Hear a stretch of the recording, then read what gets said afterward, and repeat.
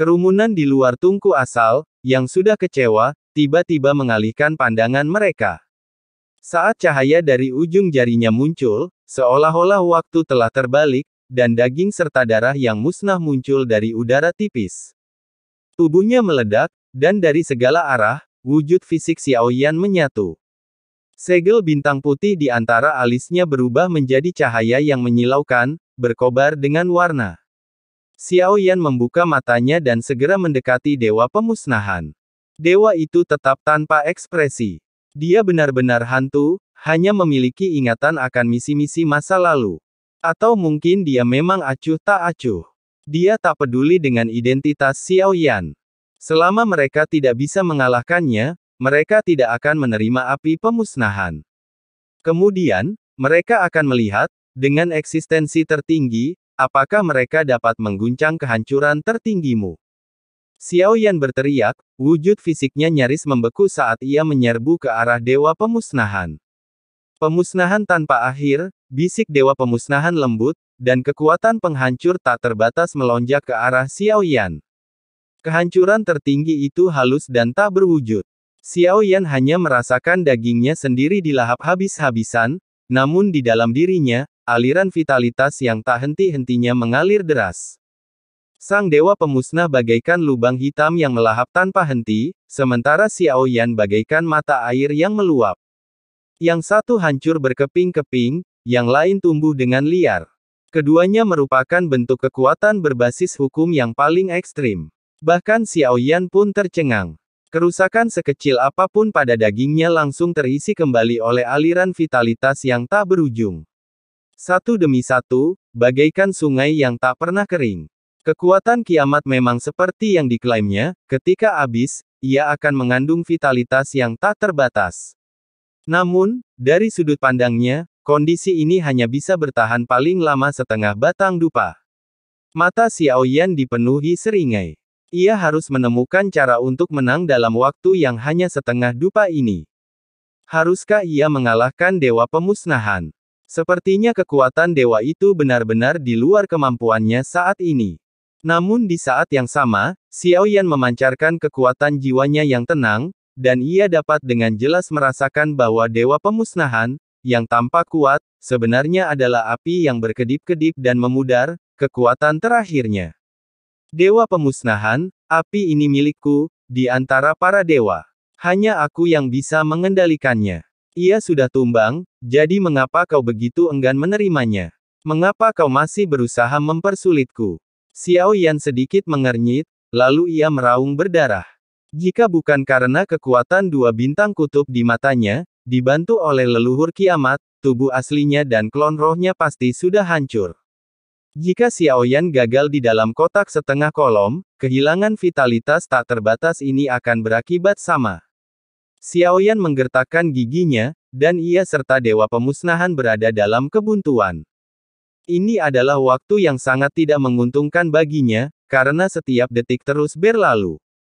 Di luar tungku asal, mata dipenuhi kengerian.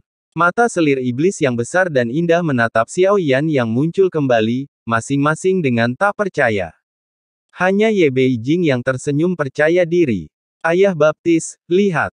Aku benar, kan? Ia merasa sangat memahami Xiaoyan. Dewa pemusnahan hanyalah jiwa yang tersisa, namun obsesinya begitu kuat. Ia tidak sedang menjalani ujian, melainkan lebih seperti melindungi api. Sepertinya kematiannya pasti misterius. Api pertama, bisik selir iblis pelan, dan Ye Beijing mengangguk pelan. Tidak ada konflik di antara kedua wanita itu, mereka bukan teman, juga bukan musuh.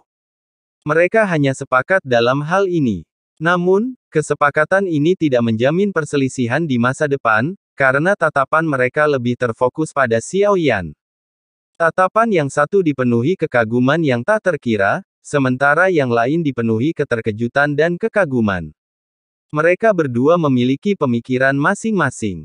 Hanya saja tujuan mereka berbeda, tetapi jika dia tidak bisa memecahkan kebuntuan ini, akan sulit baginya untuk menang. Selir iblis api memandang Xiaoyan yang muncul kembali, dan sepertinya berpikir bahwa peluangnya untuk menang masih rendah. Jika dia bersedia, aku bisa membantunya sekarang. Tidak perlu, pria yang kusukai tidak membutuhkanmu untuk membantunya, dia bisa melakukannya sendiri. Ye Beijing bahkan lebih percaya diri daripada Xiao Yan, dan dia langsung menolak selir iblis api. Xiao Yan tidak tahu. Jika dia tahu, dia mungkin akan bermasalah dengan Ye Beijing saat ini. Karena Dewa Pemusnahan telah mendorongnya hingga batasnya, cara-caranya yang lain bahkan lebih sulit, tidak mampu menahan kekuatan penghancur pamungkasnya. Kekuatan bintang kutub adalah kekuatan yang dipinjam dari leluhur roh primordial kuno. Namun, kekuatan ini pada akhirnya terbatas. Kekuatan kiamat telah padam, dan tak lagi mampu memasok vitalitas. Pada akhirnya, itu hanya akan membawa kehancuran. Bagaimana aku bisa memanfaatkan vitalitas yang tak terbatas untuk melawannya? Xiao Yan menggertakkan giginya, memikirkan cara untuk menembus kebuntuan ini. Api Jimian adalah sumber kekuatan. Jika aku ingin menembus kebuntuan ini, aku hanya bisa mengandalkan sumberku sendiri. Vitalitas tak terbatas yang dianugerahkan leluhur telah menghabiskannya secara besar-besaran. Sekarang, nikmatilah kemakmurannya. Aku hanya perlu menggunakan ini untuk melawannya selama mungkin untuk mengalahkannya. Mata Xiao Yan berbinar tajam. Ia ternyata punya metode yang bisa memberinya sesuatu yang berguna. Api abadi tingkat ketiga, tandingan abadi dan tak terhancurkan dari kekuatan penghancur tertinggi api nirvana. Satu-satunya perbedaan adalah penguasaan api perjamuan peringatan makhluk hidup ini, yang memberdayakan pemiliknya. Namun kini, ia hanyalah jiwa yang tersisa. Terlepas dari kejayaannya yang dulu luar biasa, ia kini membakar tarian terakhirnya di sungai kehancuran yang luas. Penggunaan gabungan 7 asal-usul Xiao Yan sebelumnya memiliki efek unik tersendiri, tetapi bukan itu yang ia butuhkan sekarang. Api abadi, tanpa ternoda oleh api, tidak dapat menyerap kekuatan hidup. Dengan kata lain, tidak ada makhluk hidup yang dapat menahan kehilangan kekuatan hidup seperti itu. Aku harus meminjam kekuatan hidup ini dari Sensi. Tatapan Xiao Yan menajam, dan api abadi menghilang dengan keras. Pada saat ini, segel bintang warna-warni di antara alisnya meredup, kekuatan hidupnya yang tak terbatas pun memudar. Perasaan akan datangnya malapetaka tiba-tiba menyelimutinya. Waktu hampir habis untuk memadamkan api, dan ia ragu apakah ia bisa berhasil. Ia memancarkan tekadnya, memberi energi pada api abadi dengan sekuat tenaga. Api abadi itu tiba-tiba meletus menjadi gelombang api yang menyapu. Tanpa penghalang, api itu menembus segalanya, melewati tungku asal dan seluruh zona misterius. Kemudian, api itu menyebar menuju lautan kehampaan yang tak berujung.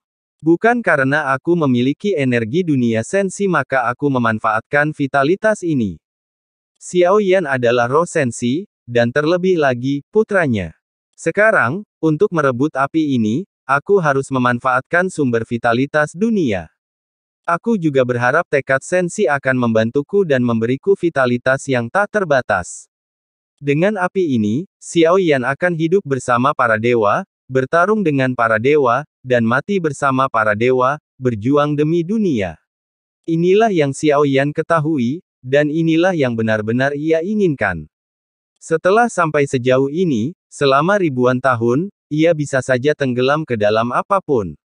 Namun Xiao Yan memilih jalan yang penuh kesulitan. Tepatnya, itu bukan pilihannya, melainkan semua yang telah diatur oleh Tuhan untuknya. Demikian pula, ini adalah kehendak sensi. Meskipun sangat berisiko dan peluang keberhasilannya tipis, ia adalah reinkarnasi Tuhan, yang memiliki keberuntungan terbesar di dunia. Orang lain mungkin gagal, tetapi Xiao Yan pasti akan berhasil. Aku berhasil, aku berhasil. Aku akan meminjamkanmu, sebuah suara yang familiar tiba-tiba bergema di benak Xiao Yan.